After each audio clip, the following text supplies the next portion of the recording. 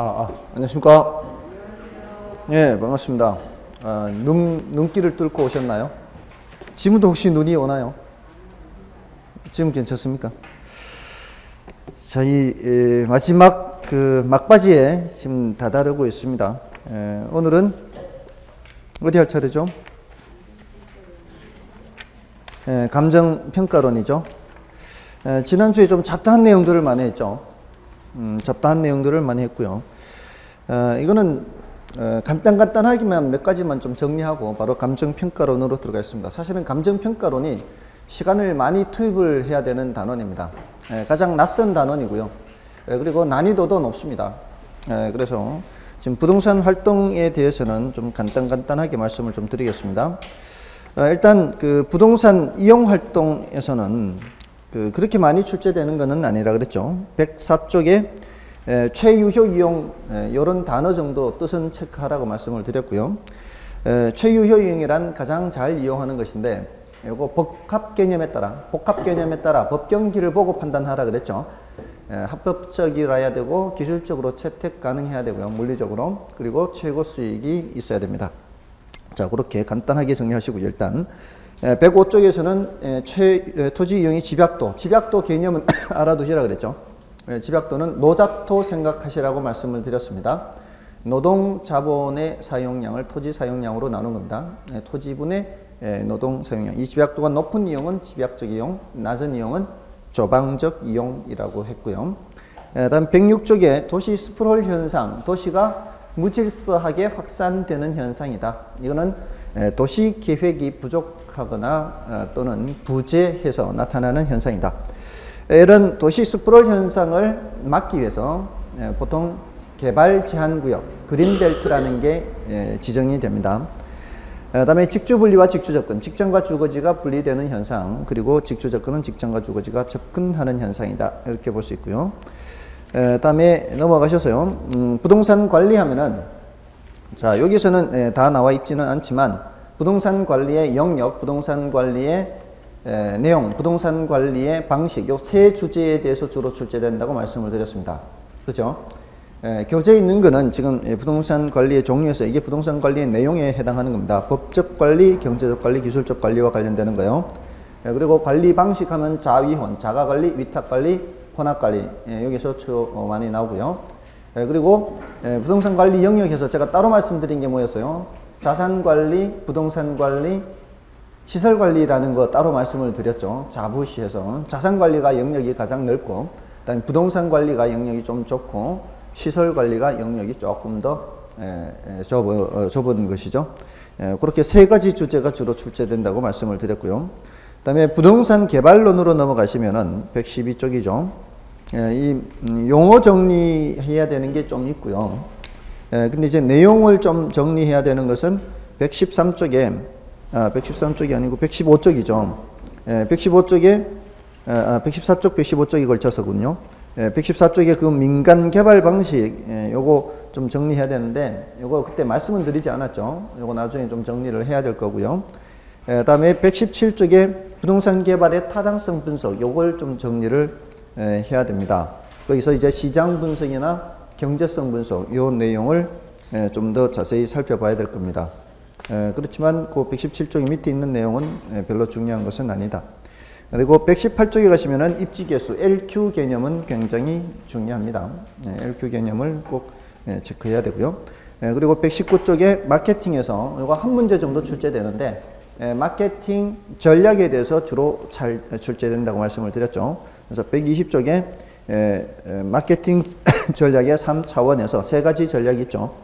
요 세 가지 전략을 주로 정리를 해야 됩니다. 이런 정도를 하고요. 감정평가, 요거는 난이도도 높고 그리고 분량도 많습니다. 그리고 이게 평소에 들어보지 못하는 것들이 많습니다. 그래서 이거는 자꾸 반복해서 여러분들이 용어에 대해서 좀 익숙해지도록 훈련을 하셔야 돼요. 일단 용어 자체가 낯설기 때문에 이건 난이도가 높다 이렇게 볼 수가 있겠습니다. 감정평가는 한 6문제 정도가 출제가 됩니다. 6문제인데 맨 뒤에 보면은 부동산 가격 공시제도라는 게 있어요. 부동산 가격 공시제도. 공시제도 있죠. 공시 지가제도 뭐 이런 거 있지 않습니까? 이게 포함하지 않더라도, 요거를 포함하지 않더라도 6문제 정도입니다. 그러니까 요게 포함이 되면은 7문제 가까이가 돼요. 그러니까 출제할 당시에는 6문제 내외 요렇게 하는데, 지금까지 요게 출제되면은 7문제가 출제됐고요. 요게 출제가 안 되면은 6문제가 출제됐습니다. 그러니까 그 정도를 좀 가늠할 수 있겠죠. 근데 출제된 적이 10년에 한 7번 정도 출제됐었거든요. 그러니까 해마다 출제되는 정도는 아니었습니다. 근데 올해 같은 경우에는 여기에서만 3문제 나왔어요. 예, 그 제도에서만. 그 좀 이상한 해였죠, 올해는. 거기에서만 3문제가 나왔으니까. 그리고 감정평가론에서는 4문제밖에 안 나왔던 거예요. 4문제. 그러니까 비중이 조금 좀 예외적인 해였습니다, 올해가. 그래서 원래 이렇게 출제된 것을 어떤 일반적인 경향이라고 해야 되는지, 아니면은 어쩌다 한번 이렇게 예외적으로 출제된 것인지는 앞으로 더 두고 봐야 되겠지만, 제가 봤을 때는 어쩌다 한번 이렇게 출제된 것으로 보입니다. 그러니까 1년에 한 문제 정도 출제되는 고급 정도보다는 조금은 덜 출제되는 겁니다. 부동산 가격 공시제도가. 근데 이제 그거 중요하다고 한 것들 위주로 정리를 했으면 그렇게 어렵지 않게 맞출 수가 있었습니다. 그래서 그건 뭐 너무 깊은 내용은 또 우리 수준에서는 할 수가 없으니까, 그거는 이제 제 선에서 선별해서 여러분들한테 말씀드릴 수밖에 없어요. 이건 너무 깊으니까 하지 마세요. 이 정도 합니다. 근데 더 깊게 출제되면 할 수 없는 거죠. 그때 되면 또 손에 장을 찢어야 되는 거예요. 할 수 없습니다. 자, 어쨌든 그렇게 선별해서 공부를 할 수밖에 없고요. 자, 그러면 이제 순수히 감정평가론에 관련되는 내용, 순수히 감정평가론에 관련되는 내용이라고 하는 것은 그 공시제도 앞부분에 해당하는 거예요. 거기에서 이제 6문제 정도 출제가 된다면, 그 기초이론이라고 하는 거 있죠. 기초이론이라고 하는 데서 한 2문제에서 3문제 정도 출제가 됩니다. 그리고 좀 넘어가 보시면은 기초이론이라고 하는 데서 요거는 1장, 2장, 3장, 5장을 넘기시면 감정평가 3방식이라고 돼 있죠. 거기서 3문제에서 4문제요. 감정평가 3방식.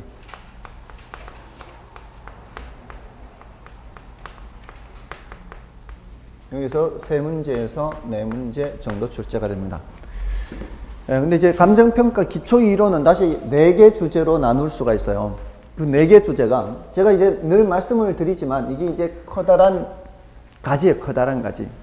커다란 이제 줄기가 있으면 줄기에서 가지가 이렇게 펼쳐지죠. 네, 가지 중에서 이제 잔가지가 그려지는 겁니다.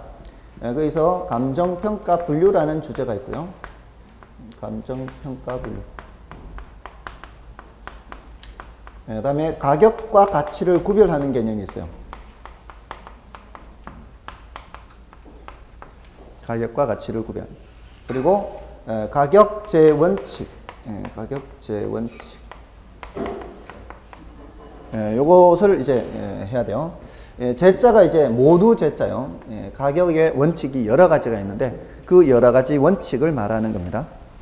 그 다음에 지역 분석, 개별 분석이라는 용어가 있어요. 지역 분석, 개별 분석. 원래는 여기서 이제 2문제 정도, 2문제에서 3문제 정도 출제가 되고요. 여기서 2문제가 출제되면 여기서 4문제 정도가 출제되어 왔고요. 여기서 3문제 출제되면은 여기서 한 3문제 정도 출제가 됐거든요. 근데 최근에 한 2년간, 올해하고 작년하고 최근 2년간 이쪽에서 별로 출제가 안 됐어요. 그래서 원래 이쪽에서 출제가 될 거라고 예측을 했는데 여기서 한 문제밖에 안 나왔어요. 여기서 한 문제, 여기서 3문제. 여기서 3문제 나온 거는 뭐 괜찮습니다. 뭐 3문제 나올 때는 여기서 3문제 나오니까. 여기서 한 2문제 정도가 덜 출제됐는데 그게 공시제도에서 출제가 됐던 겁니다. 근데 원래는 다시 원상 회복되면은 여기서 출제될 가능성이 높으니까, 제가 혹시 지난주에 이번 주에 오실 때 오시기 전에 밥 조금만 먹고 오라고 말씀드렸어요, 안 드렸어요? 말씀드렸죠? 근데 지금 밥을 많이 먹고 온 사람이 있는 것 같아요. 예, 지금 시작한 지 10분도 안 됐습니다. 10분밖에 안 됐어요. 자, 감정평가 분류에서부터 밑으로 이제 1, 2, 3, 4를 이렇게 체크를 하면은, 1, 2, 3, 4를 체크를 하면은, 그러고 보니 제가 이제 여러분들 이름을 좀 기억을 해야 되는데, 이름을 기억을 해야 바로 이름을 부를 수 있잖아요. 예, 그리고 방송도 탈 수가 있죠. 예, 이름 불러버리면. 아니, 이름을 알아야 바로 깨울 수가 있습니다. 자, 이렇게 주제를 이제 순서대로 이렇게 하자면, 이 중에서 밑에서부터가 사실 중요도가 높아요. 여기서부터가. 여기 이제 분량도 작고요, 얘가. 난이도도 낮습니다. 근데 최근 10년간의 기준으로 봤을 때는 출제 비중도 높은 편이에요. 그러면 왔다지, 왔다. 이거 비중도 적고, 난이도도 낮고, 출제 비중도 높다. 근데 최근 2년간 출제가 안 됐단 말이에요. 그러니까 이제 원래 안 되고 작년에도 안 되고 했으니까 출제 가능성이 이제 높다는 거죠. 올해 같은 경우에는. 그러니까 늘 그렇게 말씀을 드립니다, 사실은. 늘 그렇게 말씀을 드리는데 원래 출제가 안 된 거예요. 대신 다른 데서 나오긴 했지만. 다음에 요 두 개는요, 분량이 꽤 됩니다. 출제 비중이 꽤 되니까 이거는 하기는 해야 돼요. 근데 얘보다는 얘가 분량이 더 많습니다. 그리고 난이도도 더 높고요. 분량 많고 난이도가 높은데 출제 비중은 얘보다는 조금밖에 더 높지 않아요. 예, 근데 어쨌든 얘네들은 자주 출제되니까 하기는 해야 돼요. 근데 이것도 제가 하라는 것대로 하시면 그러면은 분량을 많이 줄일 수 있습니다. 이 중에서 이제 분량이 많은데 그 중에서 분량을 과감하게 제거해 드리는 거죠. 그래서 중요한 것들을 우선적으로 한 후에 그래도 여력이 되면 다음으로 넘어가는 거지만 그렇지 않으면은 중요한 것만 해도 출제되는 것의 7, 80%가 커버가 돼요. 100% 커버는 안 되더라도 분량을 확 줄이는 게 좋잖아요. 분량을 3분의 1 이상으로 확 줄이면서 커버는 한 7, 80% 된다면 그게 괜찮은 방법이란 얘기입니다. 그렇지 않습니까? 어쨌든 그리고 이제 가격과 가치 구별 요거는 이 출제 비중은 얘보다는 낮습니다. 근데 분량이 정말 얼마 안 됩니다. 분량이 얼마 안 돼서 이거는 정리를 할 만해요. 근데 원래 여기서 나왔단 말이에요. 여기서. 근데 얘는 출제 비중이 얘하고 비슷해요. 출제 비중이 비슷한데 얘가 공부할 게 조금 더 많아요. 그러니까 이제 순위는 얘가 좀 밀리는 거죠. 그러니까 여기에 썼다는 얘기는 10분의 1은 더 된다는 얘기입니다. 제가 10분의 1은 거의 얘기 안 합니다.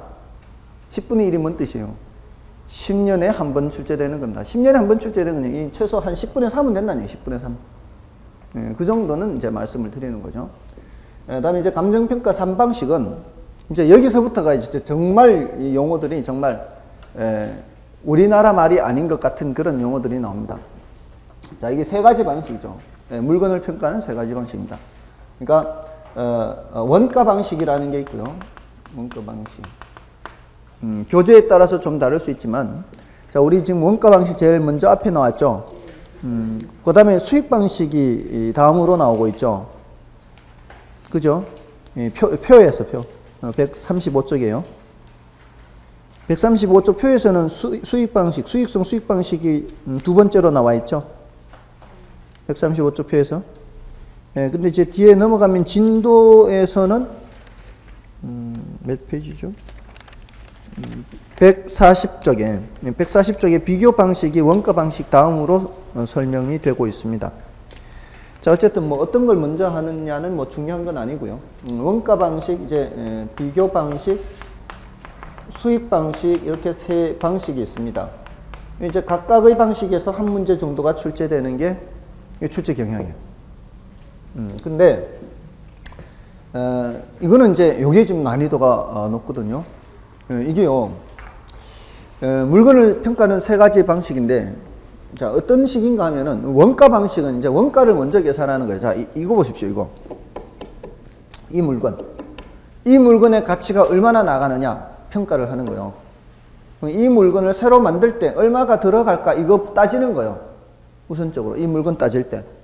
이 물건 만들려면은 얼마 들겠습니까? 요 재료비하고 또, 뭐도 따져봐야 돼요. 인건비도 따져보고 해야 될 거 아니에요. 재료비 인건비만 따지면 되겠습니까? 이 물건 만들어 판다고 할 때. 만들어 파는 사람의 이윤도 붙어야 되죠. 그죠? 예, 그렇게 해야만 이 물건의 시장 가치가 나올 거 아닙니까? 예, 일단 그런 식으로 이 물건을 만들어 파는 사람 입장에서 만들어 내놓을 때 그 시장 가격을 생각하는 거예요.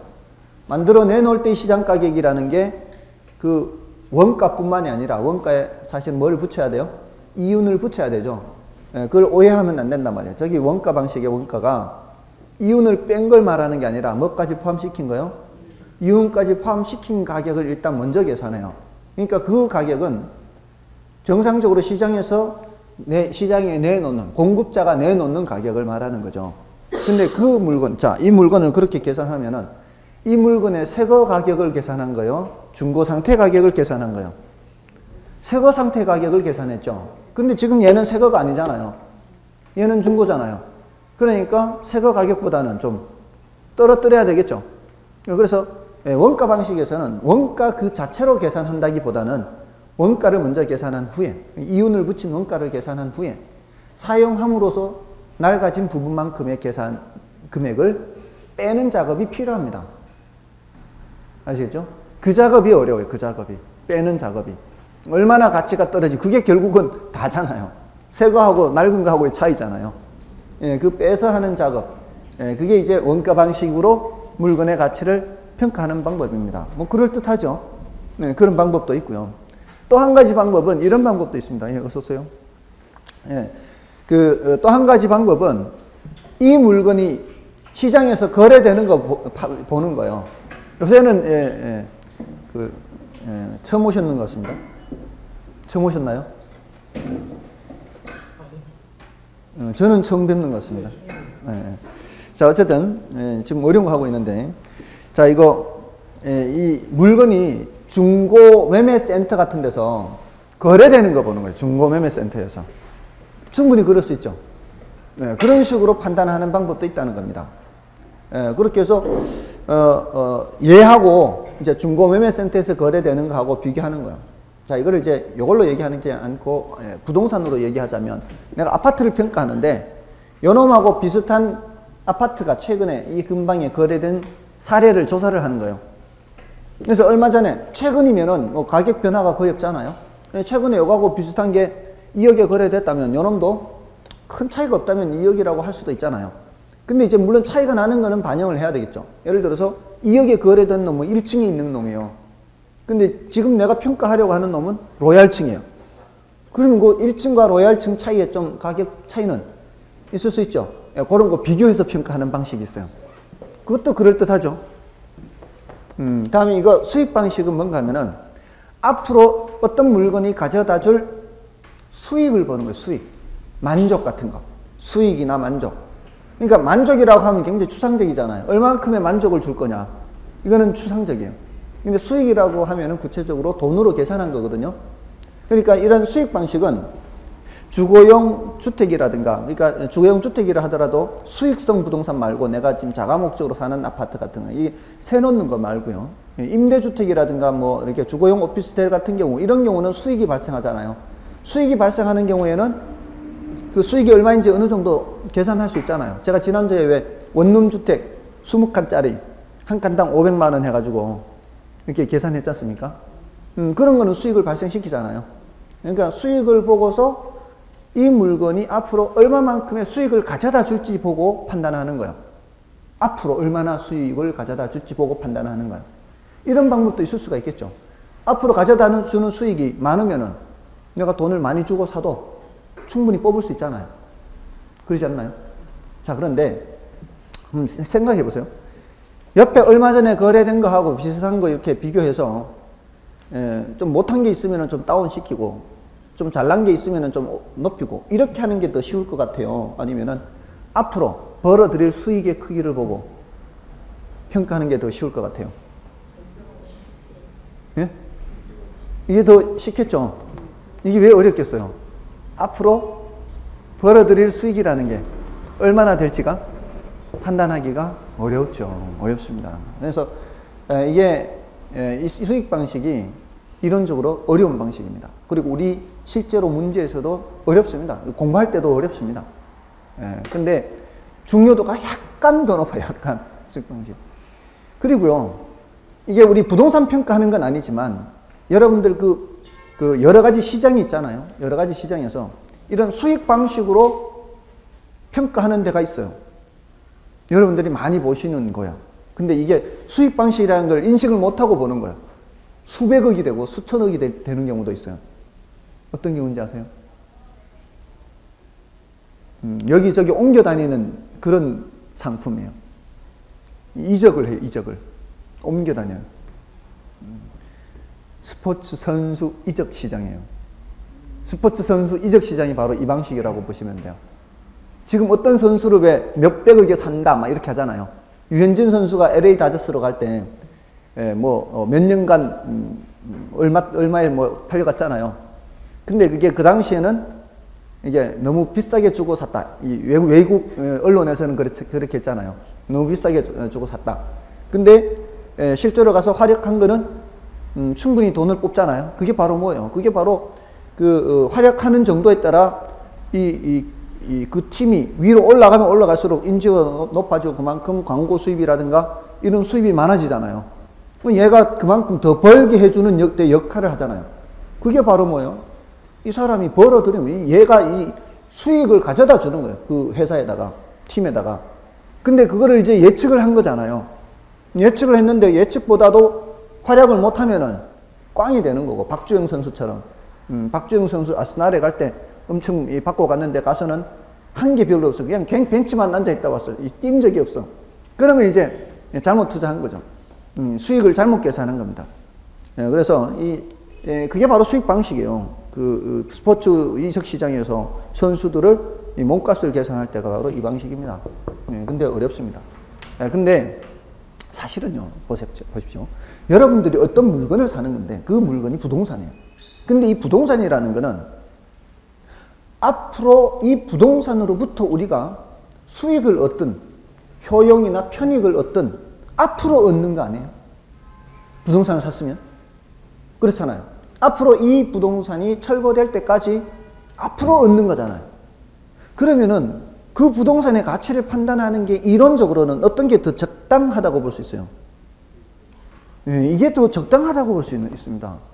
왜냐하면은 지금 비교 방식은 보세요. 지금 얼마 전에 거래됐잖아요. 얼마 전에 거래된 거하고 이렇게 비교하잖아요. 근데 그 얼마 전에 비교됐다는 게 그거는 그때 봤을 때 얘기고 그 어디까지나 과거가 얘기한 얘기죠. 지금 한두 달이라도 지났는 상황이라면 그 사이에 뭔가 사정이 변했을 수도 있잖아. 그러면 그 방법은 사실 이론적으로는 별로 바람직한 방법이 아니에요. 근데 여러분도 말씀하셨듯이 뭐가 더 쉬워요? 이 더 쉽잖아요. 그래서 대부분이 이렇게 해요. 더 쉬우니까. 근데 이론적으로는 문제가 있는 방법. 이론적으로는 얘가 더 좋은 방법이에요. 근데 어렵다고요. 하기가 힘든다고요. 미래를 예측하는 게 쉽지 않다 이 말입니다. 그래서 그런 게 있다. 일단 세 가지 방식입니다. 그렇게 세 가지 방식이 있고요. 여기 여기까지는 그래도 용어가 별로 어렵지 않죠. 여기까지는 용어가 별로 어렵지 않은데 이제 다음이 어려워. 다음이 이제 여기서부터 이제 들어가는 내용. 그거는 이제 다음 주에 할 거예요. 다음 주에 하고 오늘은 전반부를 하고 다음 주에 할 내용 중에 일부는 이제 앞에서 말씀을 마지막 마칠 때쯤 앞부분에 대해서 다음 주 앞부분에 대해서 좀 말씀을 드리겠습니다. 자, 이제 앞으로 다시 가셔서요. 124쪽이죠. 자, 이 124쪽의 감정평가의 개념하고 첫 번째 줄에 있죠. 첫 번째 줄에 맨 끝에 쯤 가시면 감정평가란 토지 등에 해서 토지 등을 밑줄 긋고요. 토지 등. 그 다음에 경제적 가치를 판정하여 나오죠. 경제적 가치를 판정. 이겁니다. 경제적 가치를 판정. 이거 밑줄 긋고요. 그 다음에 가액으로 표시. 자, 여기 가액으로 표시. 여기에 키워드입니다. 124쪽에 지금 첫 번째 줄에서 두 번째 줄에 있어요. 감정평가의 개념 첫 번째 줄, 두 번째 줄에 토지 등, 그 다음에 경제적 가치, 그 다음에 가액으로 표시, 요겁니다. 자, 이거는 다른 거 생각하지 마시고요. 부동산은 이렇게 보면 좀 어려울 것 같지만 이게 특별한 게 아니고요. 토지 등이라고 했으니까 토지만 있는 건 아니다. 여러 가지가 있습니다. 근데 그 경제적 가치를 판정해서 가액으로 표시하는 거잖아요. 지금 가치라는 표현이 나왔고요. 가액으로 표시한다 이렇게 나왔죠. 가치를 판정해야 돼. 가치를. 근데 그게 무슨 가치예요? 경제적 가치예요. 그리고 금액, 가액으로 표시하는데 여러분들 일요일마다 하는 진품명품 프로그램 혹시 보신 적 있나요? 진품명품? 보신 적 있어요? 없습니까? 몇 번 봤습니까? 보신 적 있나요? 한 번쯤은 봐야 이게 대화가 되니까. 거기에 보면은 이 감정위원들이 나오죠. 감정위원들이 나와서 막 이렇게 쑥덕쑥덕 되죠. 이렇게 패널들이 이렇게 얼마씩 써내면은 제일 근접한 사람이 뭐 인형도 받고 하잖아요. 그럼 누가 제일 근접한 사람인지를 결정하기 위해서는 이렇게 세 사람이 이렇게, 세 사람인가 네 사람인가? 몇 사람이죠? 쑥덕쑥덕 그래서 최종적으로 얼마 딱 이렇게 표시를 하잖아요. 그게 바로 이 감정평가와 똑같은 거예요. 그거는 골동품 평가라는 것 외에는 다 똑같아요. 그러니까 무슨 가치를 판정해야 돼요? 경제적 가치를 판정해야 되는 거죠. 골동품의 경제적 가치. 그것을 뭐로 표시하는 거예요? 가액으로. 전광판 띠리릭 올라가잖아요. 전광판 띠리릭 올라간 게 바로 뭐로 표시한 거예요? 가액으로 표시한 겁니다. 됐나요? 다만 여기서는 이제 골동품이 아니라 토지 등이라는 거죠. 토지 등. 자, 됐고요. 나머지는 볼 필요 없습니다. 됐고요. 다음에 감정평가의 필요성 있죠. 이거는 참고로 보시면 되고요. 별로 중요하지 않습니다. 다음에 감정평가의 기능, 이것도 10년에 한 번만 출제되는 거요. 중요도가 낮습니다. 다음에 물건별 감정평가 방법, 이거 10분의 3이나 4 정도 돼요. 10분의 3, 4 정도 되는데 요거는 지금 단계에서는 말씀드릴 수 없는 어려운 거고요. 바로 넘어갑니다. 126쪽에 감정평가의 분류죠. 분류. 자, 여기에는 뭐 제도상 분류, 또 오른쪽 페이지에 업무기술상 분류가 있죠. 됐나요? 이런 것들 제도상 분류, 업무기술상 분류, 이 용어는 여러분들이 굳이 알 필요는 없습니다. 여러분은 그냥 분류만 할 수 있으면 돼요. 그러니까 괄호 1번에 평가 주체에 따른 분류, 이것도 몰라도 돼요. 괄호 2번에 동기에 따른 분류, 이것도 몰라도 돼요. 괄호 3번 평가인의 수에 따른, 이것도 몰라도 돼요. 그냥 뭐만 알면 되느냐? 거기 지금 제일 먼저 공적평가, 공인평가 이렇게 돼 있죠. 이 공적평가와 공인평가 이거 구별만 하면 돼요. 이게 무슨 평가인지는 알 필요 없다고요.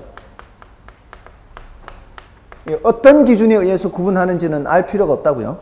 아시겠죠? 주체가 누구냐에 따라 이렇게 분류하는, 이건 알 필요 없이 이게 뭔 차이가 있는지 그것만 알면 되고요. 또 밑에 뭐도 있어요. 필수평가. 이미 평가 있죠? 이것도 이게 단어 차이만 알면 돼요. 이게 어떤 차이가 있다. 이게 동기에 따른 분류, 이거 굳이 알 필요 없다고요. 그거는 타이틀은 거기서는 중요하지 않아. 여기서는. 다음에 단독평가, 합의평가 이것도 알 필요 없고요. 다음에 공익평가, 사익평가 있죠. 예? 이 정도입니다. 이 정도. 공익평가, 사익평가. 제가 좀 더 설명드린 이제 말씀드린 법정평가 이 정도고요. 그 외에 뭐 참모평가, 수시적평가 이것도 별로 중요하지 않아요. 그냥 참고로 보면 돼요. 됐나요? 근데 여기 지금 법정평가라는 거는 지금 오히려 없죠. 법정평가는 오히려 없습니다.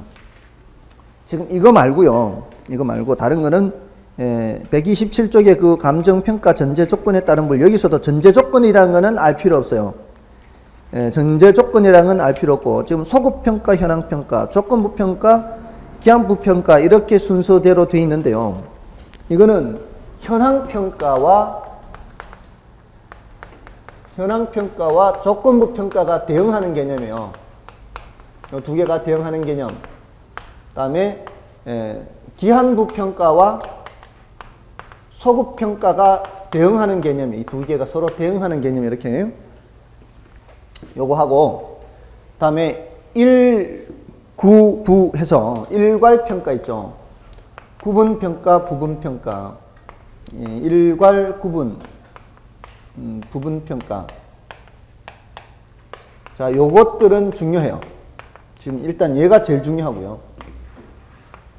그 다음이 요쪽이에요, 요쪽. 이쪽. 그 다음에 이쪽에서는 얘네들은 얘하고는 좀 달라요. 얘네들은 단어에서 뜻을 알 수가 있어요. 단어에서 뜻을 알 수가 있는 거는 굳이 많이 외우려고 할 필요는 없죠. 자, 생각해 보세요. 자, 필수, 의미, 반드시 해야 되는 거, 이런 의미죠. 필수평가. 이거는 의미평가는 해도 되고 안 해도 되고 이런 의미겠죠. 뜻에서 이렇게 알 수 있단 말이야. 자, 그러면 보세요. 상식적으로 생각해 보세요. 여러분들 혹시 그 경매평가, 경매를 이렇게 참여해 보셨는지 모르겠는데, 경매장에 가면은 최저 경매 가격이라는 게 있어요. 법원에서 이렇게 최저 경매 가격을 감정평가사한테 의뢰를 해서 정합니다. 그 정도보다도 밑으로 써내는 사람이 생긴다. 예를 들어 그럴 일도 없겠지만, 그러니까 그거보다 위로 써내는 사람이 한 명도 안 오는 경우죠. 그 밑으로 낸다는 얘기가. 그거보다 위로 써내는 사람이 한 명도 안 오면은 유찰이라거나 하는 게 생겨요. 유찰. 그러면은 다음에 경매할 때는 그 최저 경매 가격에서 법원에 따라 조금은 다를 수 있는데 20%를 까고 내놓습니다. 그러니까 1억에 내놨는데, 최저 경매 가격 1억에 내놨는데 그 경매 가격에서 한번 유찰이 되면은 다음에 내놓을 때는 8천만 원에 내놔요. 근데 그 1억이라고 하는 그 금액이 법관이 지멋대로 하는 게 아니라 감정평가사한테 의뢰를 해서 나온 금액이 그 최저 경매 가격 1억입니다. 그러면 이 1억이라는 감정평가액은 경매평가로 나온 건데, 이게 법관이 의뢰를 해도 되고 안 해도 되는 걸까요? 의뢰를 해야만 되는 걸까요? 네? 법관이 지멋대로 그냥 안 해도 되고 해도 되고 이런 평가가 아니다 이 말이에요. 반드시 의뢰를 해야 된다는 거예요. 그런 거는 필수 평가라는 거예요. 그리고 보상해 줄 때, 우리 수용하면 보상금 줘야 되죠. 수용할 때 보상금 줄 때 그 하는 보상 평가, 이거 해도 되고 안 해도 되는 거예요? 해야 되는 거예요. 그런 거는 해야 되죠. 근데 우리가 아파트 팔려고 해요. 내가 아파트 팔려고 할 때 이 감정평가사한테 우리 물어보고 하자 할 때, 그 매매할 때 하는 감정평가는 그거는 꼭 안 해도 되는 거잖아요. 우리 거래할 때는. 그렇잖아요. 그건 안 해도 되고 해도 되는 거죠. 그런 평가가 무슨 평가? 임의평가다 이 말이에요. 법 규정과 관련되어 있는 그런 내용들이 대체로 필수평가입니다. 그런 것들은 뭐하고 연결이 될까요? 공익평가하고 연결이 됩니다. 공공의 이익과 관련된 평가다 이런 소리죠. 그런 것들은 또 뭐하고 관련이 돼요? 법정평가와 주로 관련이 돼요. 그럼 이쪽은 함께 같은 영역에 속한다 보면 되고요. 이쪽은 이쪽 영역에 속한다 보시면 돼요. 임의평가는 해도 되고 안 해도 되고 뭐 이런 거는 사익과 관련된 내용이다 이렇게. 근데 이거는 뭐 한 번만 들으면 더 이상 잘 안 까먹을 내용입니다. 근데 이건 공적평가와 공인평가는 이 좀 단어가 구별이 좀 어렵습니다. 그러니까 이런 거를 좀 체크하라 이 말이죠. 공부 요령입니다. 그리고 타이틀 보지 마시라 그랬죠. 타이틀 보면은 오히려 헷갈립니다. 이게 왜 주체에 따른 분류고 이게 동기에 따른 분류. 이 생각하면 더 골치 아프니까 그냥 여기서는 타이틀을 삭제하는 게 더 나아요. 차라리. 아시겠죠? 여기는 기관이라는 단어를 집어넣는 게 더 낫습니다. 공적이라는 단어와 평가라는 단어 사이에 기관이라는 단어를 집어넣으면 더 낫습니다. 왜냐? 공적 기관이 평가하는 거니까. 공적 기관이 한다는 소리는, 자, 공적 기관에 소속된 그 사람들은 누구예요? 공적 기관에 소속된 사람들은? 공무원이죠, 공무원. 공적 기관은 공무원. 공무원이 한다 이 소리는 쉽게 말하면. 근데 우리나라는 평가한다 그러면 공적 기관에서 평가하나요? 공무원들이? 우리나라에서? 지금 듣고 계시죠? 여러분들 지금 생각하고 계시는 거죠? 예. 사람이라고 다 생각하는 게 아니고요. 생각 없이 행동할 때도 있어요. 예. 저기 문 나갈 때 어떻게 나가시죠? 여러분들? 문을 물론 열고 나가겠죠. 근데 밑으로 이렇게 써야 열죠. 위로 이렇게 여는 사람 별로 없죠. 이따 볼 때 나갈 때 한번 보십시오. 이 사람이 생각하고 나가는지 생각 안 하고 나가는지 대부분 그냥 아무 생각 없이 이러고 나가요. 이렇게. 근데 이렇게 해서 안 열리면은 이제 그때 생각합니다. 이게 왜 안 열리지? 이렇게 해야 되나? 이렇게. 그때 생각하는 거예요. 습관적으로 행동한다 이 말이죠. 지금 여기 앉아있는 게 습관적으로 앉아있으면 안 된다 이 말이에요. 그게 자리만 대피다 가는 거예요. 자리만 대피다. 아시겠어요? 공적 기관이 평가한다고 우리나라 무슨 평가할 때?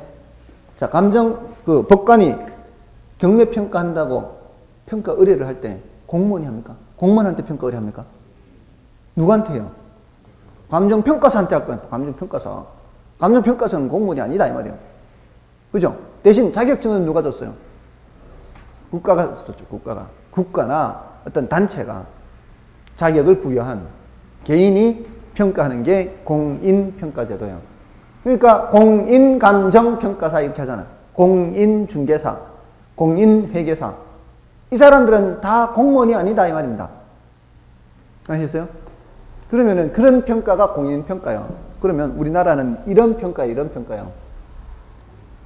우리나라는 당연히 이런 평가예요. 우리나라는 뜻을 알면 당연히 이게 나오는 거죠. 이게 외우려고 하면 한도 없어요. 한도 끝도 없습니다. 그걸 이해를 해야 되지.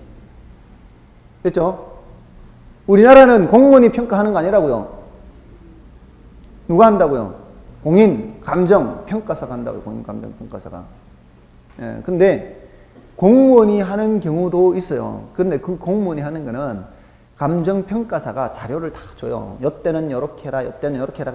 그 공무원이 하는 거는 그냥 단순 비교해서 작업하는 것만 하면 되도록 자료를 다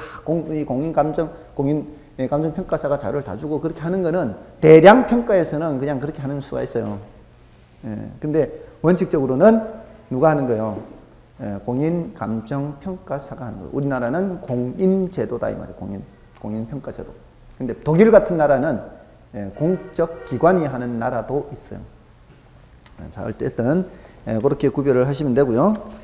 나머지는 됐죠. 나머지는 됐고요. 다른 건 볼 필요 없고 이제 127쪽에 괄호 3번에 소급평가, 현황평가 이걸 순서를 바꿔서 얘네들이 짝이란 말이에요. 이렇게 짝이에요. 자, 이제 감정평가를 여러 가지로 이제 구분을 하잖아요. 이런 구분한 이제 용어들이 전부 다 처음 들어보시는 거죠. 이런 단어들이. 그래서 어려워요. 이런 단어들이 처음 들어보는 거라. 현황이라는 게 뭐예요? 현황. 현황은 지금 현재 상태를 말하는 거죠. 지금 현재 상태대로 평가하는 게 현황평가예요. 근데 조건부 평가는 지금 상태대로 평가가 아니라 어떤 조건이 성취될 걸 전제로 하는 평가예요. 혹시 여러분들 민법에서 조건 배우셨나요? 이정원 선생님 하셨어요? 이정원 선생님 맞죠? 예, 이정환 선생님 맞죠? 예. 이정원 선생님 이 조건 기한 나갔나요? 나갔습니까? 예, 조건이라고 하는 것은 장래 성취가 확실한 거예요? 불확실한 거예요? 불확실한 거죠. 확실한 건 기한, 불확실한 건 조건. 그렇잖아요. 아닌가요? 예를 들어서 내년 1월 1일이 되면은 그때부터 뭐 생활비를 대주겠다. 이거는 뭐예요? 내년 1월 1일. 이거는 기한이잖아요. 기한. 언제 이렇게. 그죠? 오는 게 확실하잖아요. 내년 1월 1일. 또 속으로 세계 종말론 뭐 이런 식으로 생각하면 또 골치 아픈 거예요. 또 이런 거 생각하면 안 되고요. 그다음에 조건하면은 내년에 합격하면 차 빼줄게. 합격하면 차 빼줄게. 이건 뭐예요? 조건이죠. 합격 못 할 수도 있잖아. 근데 우리는 그거를 기한으로 바꿔서 공부해. 반드시 합격한다. 이렇게. 자, 어쨌든 조건이라고 하는 거는 장래 달성이 불확실한 겁니다. 거기에 맞춰서 평가를 하는 거예요. 예를 들어서 어떤 땅에 건물이 이렇게 있어요. 이 상태의 이 땅을 뭐라고 불렀죠? 지상에 건물이 있는 상태 땅을 뭐라고 불렀어요? 지금 상당히 많은 견해들이 있습니다. 저는 분명히 한 가지만 말씀을 드렸는데 건부지죠. 건부지. 죄송합니다. 제가 벌써 2달 다 돼가는 걸 질문해서. 이게 제일 처음에 첫날 했던 겁니다. 첫날. 건물이 있는 상태의 땅. 건부지 했죠. 건부지. 지상에 뭐가 있는 상태예요? 건물이 있는 상태. 건물과 함께 얘기하는 거예요. 땅만 얘기하는 거예요. 땅만 얘기하는 겁니다. 건물과 함께 얘기할 때는 어떻게 불러야 돼요? 복합부동산이라고 불러야 돼요. 건물과 땅을 함께 부를 때는 복합부동산이라고 부르고, 여기서 땅만 부를 때는 건부지라고 부릅니다. 자, 그러면 이 지상의 건물이 지금 철거해야 될 정도로 쓸 수 없는 상태의 땅이라면, 그러면은 낮이 상태의 땅 가격보다 어떻겠어요? 더 싸겠죠. 철거비가 발생할 거니까. 그래서 이 상태의 가격, 낮이 상태의 가격보다 싼 게 보통입니다. 그래서 건부감가가 발생한다. 이거 원래 시험에 나왔었다고요. 건부감가가 발생하는 게 보통입니다. 자, 그래서 이 땅 가격이 얘가 1억이라면 얘 땅 가격은 예를 들어 9천만 원이다. 자, 그럼 이 9천만 원은 현황 평가일까요? 조건부 평가일까요? 지금 현황 평가죠. 지금 뭐 때문에 9천이에요? 건물이 있으니까 9천이죠. 맞잖아요. 건물이 있으니까 얘는 9천밖에 안 돼요. 근데 얘가 만약에 건물이 없다면 얼마짜리일까요? 이렇게 물으면, 다른 조건은 똑같다고 치면은요, 건물이 없다면 얼마짜리예요? 건물이 없다면 1억짜리일 거 아니에요.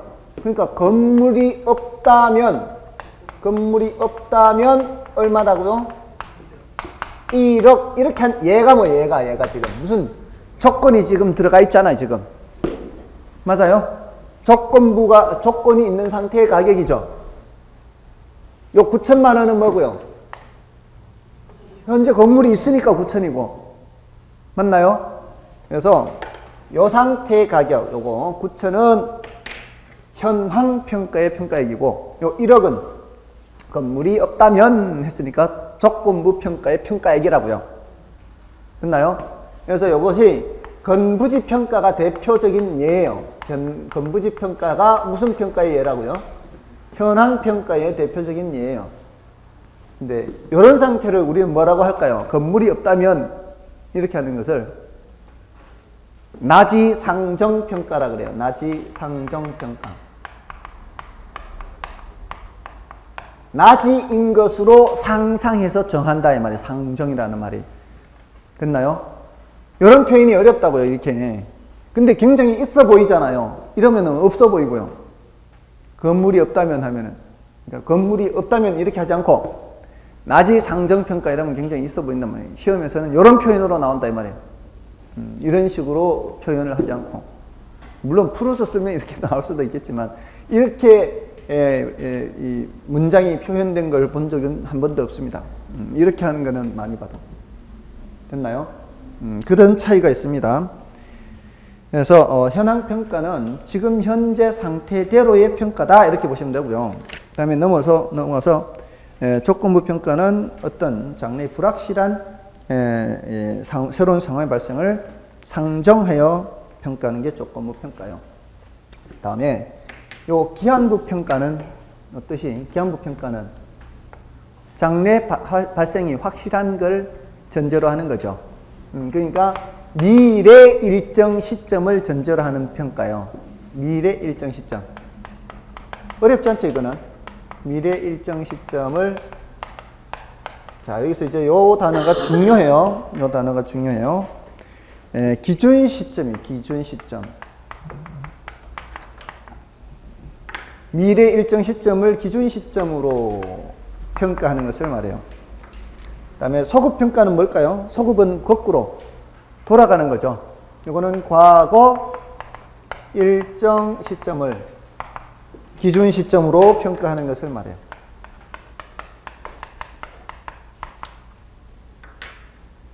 이렇게. 자, 이런 거를 정하는 이유가 있습니다. 자, 여러분들 이 부동산 가격이라는 게 지난달, 이번 달, 다음 달 가격이 항상 같습니까? 시시때때로 변하지 않습니까? 그렇기 때문에 이 가격이 언제적 가격인지를 반드시 밝혀줘야 되거든요. 자, 근데 여러분들이 12월 1일 날 의뢰를 했어요. 12월 1일 날 평가 의뢰를 했다고요. 그리고 나서 이 사람이 평가하려면은 조사를 해야 될 거 아니에요. 조사를 하는 거는 이제 현장을 돌아다녀야 돼요, 현장을 돌아다녔는데 이제 자료 수집을 해서 들어옵니다. 그래서 그 들어온 날짜가 12월 5일이요. 자, 그럼 이제 평가를 해야 될 거 아니에요. 작업을 해야 되는데, 그래서 평가 보고서를 작성한 날짜가 12월 10일이에요. 그래서 5억이라는 평가액이 나왔어요. 자, 그럼 그 5억이라는 게 12월 1일자에 5억인지, 12월 5일자에 5억인지, 12월 10일자에 5억인지 밝혀줘야 되잖아요. 경우에 따라서는 하루 사이에도 가격이 몇 천만 원씩 왔다 갔다 할 수 있죠. 자, 그럼 그 5억이라는 그 돈은, 평가액은 1일, 5일, 10일, 언제? 12월 1일? 의뢰할 당시? 근데 의뢰는 11월 1일 날 했는데 한참 있다 조사 나가면은요? 조사를 한 달 있다 나가면?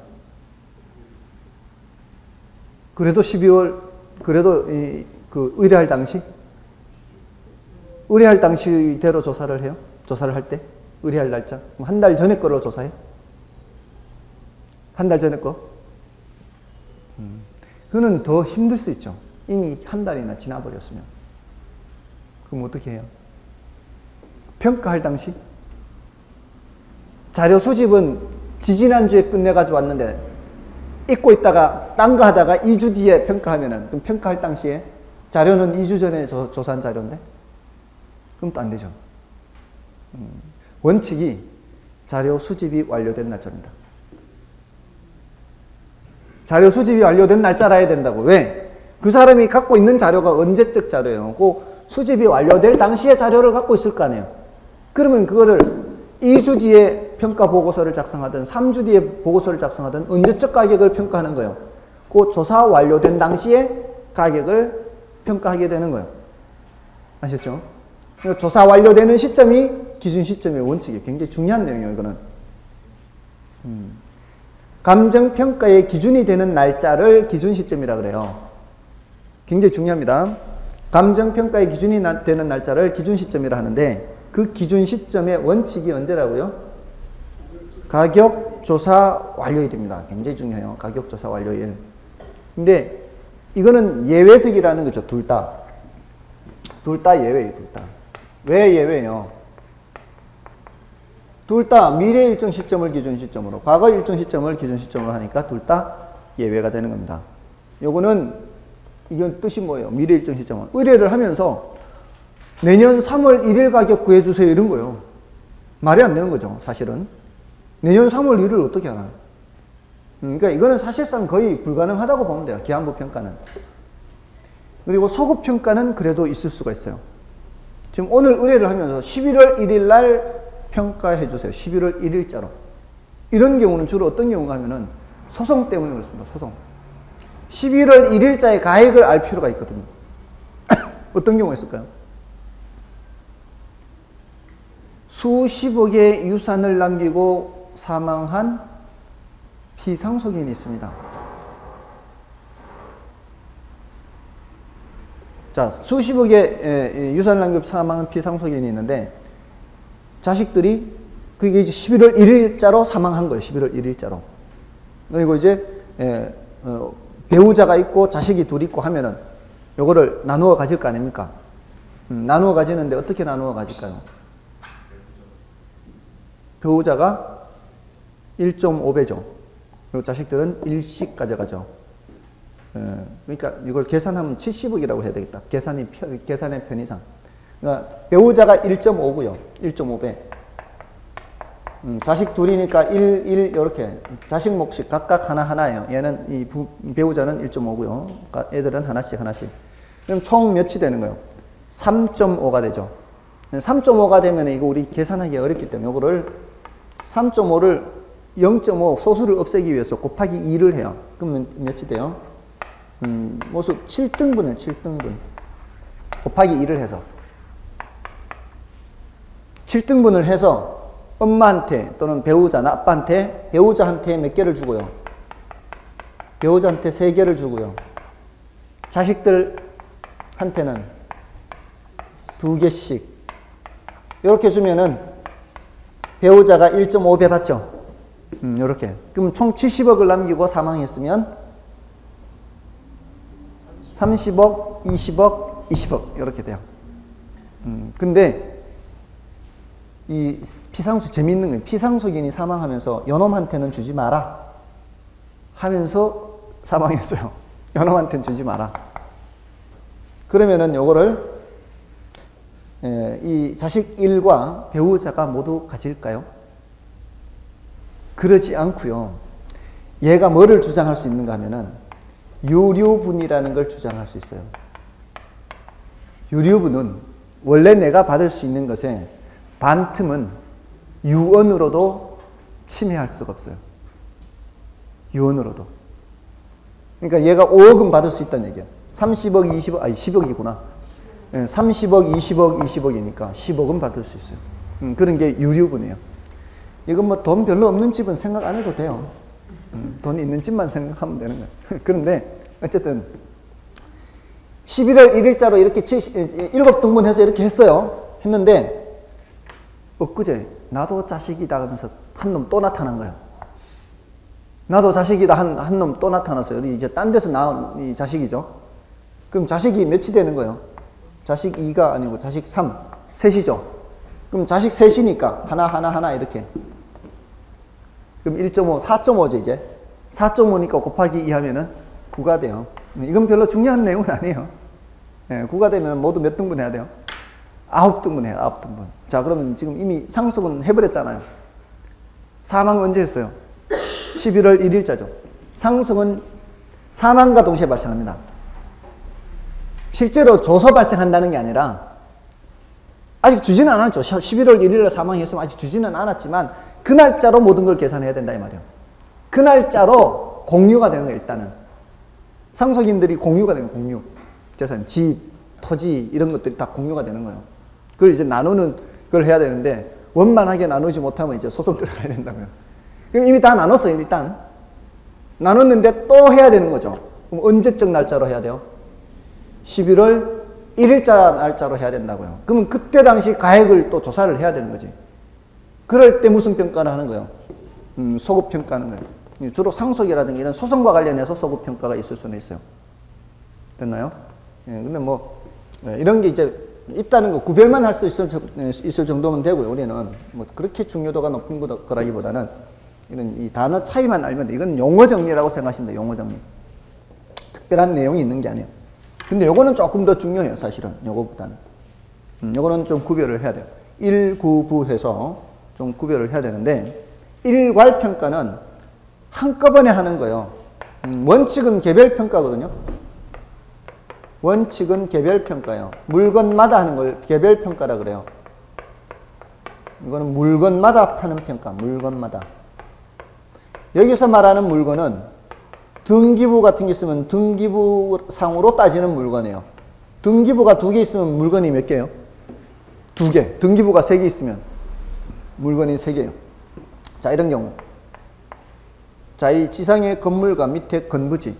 이런 경우에 건물 등기부 있어요? 없어요? 있죠. 토지 등기부 있어요? 없어요? 있죠. 건물, 토지 모두 물건이 몇 개? 물건이 2개죠. 그러니까 원칙이 뭐예요? 원칙이. 건물은 건물대로, 토지는 토지대로 하는 것이 원칙이에요. 이게 원칙이 개별평가이기 때문에. 근데 이런 경우에는 거의 일체로 거래하지 않습니까? 거의 일체로 거래하죠. 이 토지와 건물을 따로따로 거래 안 하잖아요. 이럴 때에는 그냥 한꺼번에 하는 거죠. 굳이 나눌 필요 없다 이 말이에요. 또 용도상 불가분의 관계가 있어요. 용도상 나눌 수 없는 거라면 나누면 안 되겠죠. 나눌 수 없다 이런 말이죠. 이게. 그럴 때는 일괄평가해요. 그 다음에 구분평가라는 거는 이런 거예요. 자, 하나의 물건이 있어요. 하나의 물건이 있는데 이 물건이 한 필지인데. 자, 이쪽 부분은 주거지역이에요. 이쪽 부분은 상업지역이에요. 땅값이 어떻다고요? 땅값이 다르다고요. 이 부분이 한 3배에서 7배까지 나가요. 이거 어디서 본 적 있지 않나요, 혹시? 공법에서 보신 적 있나요? 아니면 어디선가 보시는 것 같지 않나요, 혹시? 여기 이렇게, 여기가 주거지역, 여기가 상업지역. 이걸 우리가 뭐라 그러죠? 옛날에 어딘가 봤던 느낌 같은 거, 드는 거. 기시감, 우리말로는 기시감인데 영어로인가? 뭐라 그러죠? 데자뷰. 데자뷰. 어디서 본 듯한데 이게 공법에서 본 게 아니고 개론에서 봤어요. 개론에서 첫날에서 필지 획지할 때 했어요. 필지 획지. 이게 한 필지인데 이러면 땅값이 2개가 된다 그랬죠. 땅값이 두 가지. 몇 개 획지? 2개 획지가 된다 그랬어요. 2개 획지. 하나의 필지인데 2개 획지라고요. 기억나십니까, 이제? 그때 했어요, 그때. 그래서 이럴 때는 이거는 이거대로 각각 구별해서 평가할 수 있어요. 획지는 자, 지난번에 말씀드릴 때 획지는 경제적 개념이고 필지는 법적 개념이라고 그랬어요.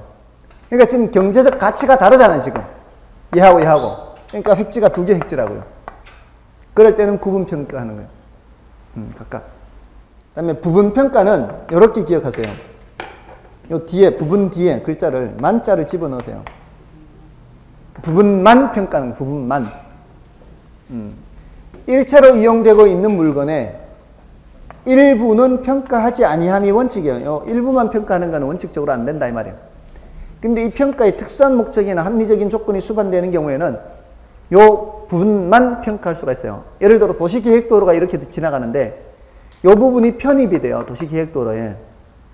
그럼 요 부분만 보상해 주면 되잖아요. 그럼 요 부분만 평가하는 거지.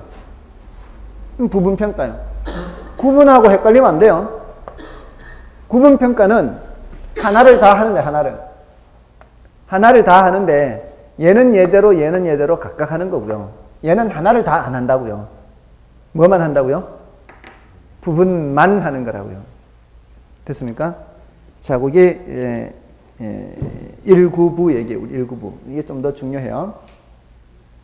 자, 좀 쉬시고요. 가격 이론부터 살펴보겠습니다.